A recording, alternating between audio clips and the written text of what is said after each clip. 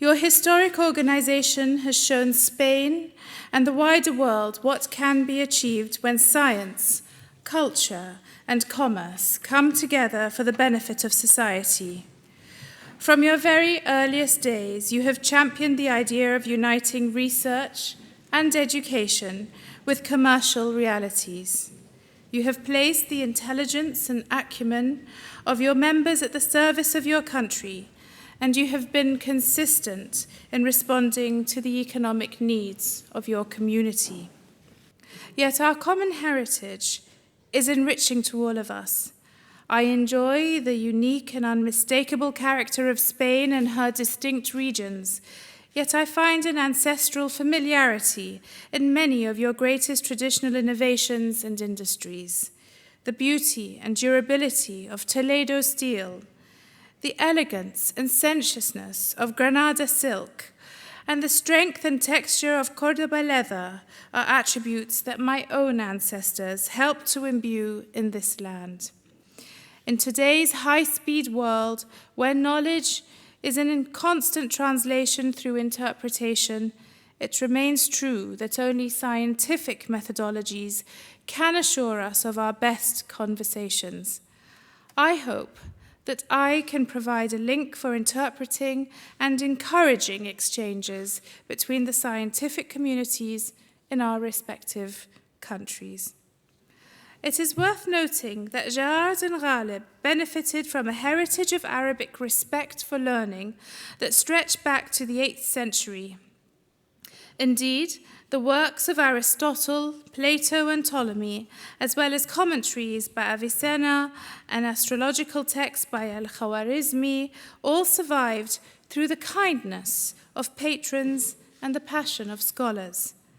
They all made their way into modern European research libraries through the efforts of learned men and women who respected knowledge for its own sake, and not for any localized cultural ideology, where knowledge is often twisted into the service of vested interests. I hope that I can do justice to this great honor and use my role with the Academy to build bridges between our countries and our cultures. I hope that we can engage our respective young people in creative ways. I believe that we can develop research alliances to ensure that this lengthy economic crisis and ongoing funding challenges will not dampen the conquering and consoling spirit of science. Las gentes del Mediterráneo somos hijos de Egipto, de Grecia y de Roma. Compartimos el nacimiento de la civilización, del humanismo y del derecho. Nuestra sangre se ha mezclado 1000 veces y nuestras lenguas respectivas son deudoras de las innovaciones de las otras. Como hoy, en efecto, al recibiros, señora, como académica correspondiente para el Reino Hachemita de Jordania, con el triple objetivo definido por vos en el discurso que acabamos de oír: combatir el miedo, cultivar la ciencia y construir la paz.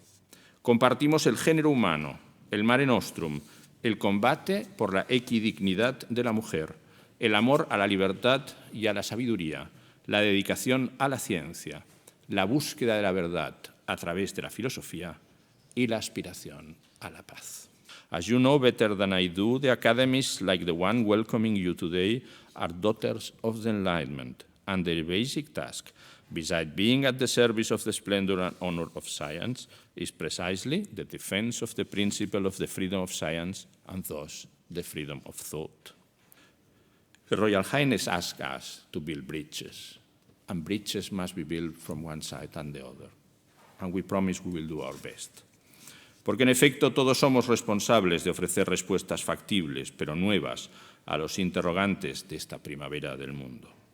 Hemos contribuido hoy a estrechar los lazos entre las viejas provincias romanas de Arabia Pétrea y de Hispania, redescubriendo nuestros orígenes comunes como una fuente de respeto mutuo. Hemos coincidido en resaltar la libertad de la ciencia como el único camino hacia el progreso, valorando el papel central de los filósofos en la emancipación del género humano.